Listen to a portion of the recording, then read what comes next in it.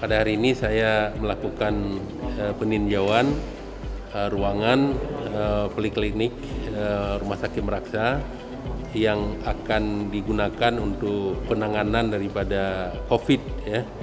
Ada 24 tempat tidur atau kamar yang sudah dipersiapkan. Ini sedang finalisasi.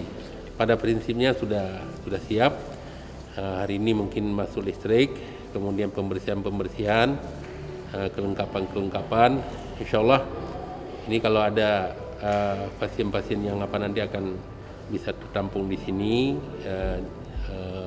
karena Rumah Sakit Meraksa salah satu rumah sakit yang sudah ditetapkan oleh Gubernur Aceh sebagai rumah sakit rujukan. Jadi kita ruangannya kita persiapkan di sini, dan ini poliklinik ini adalah bantuan Provinsi Aceh yang belum diserah terimakan, tetapi seizin provinsi akan kita gunakan untuk kepentingan penanganan COVID.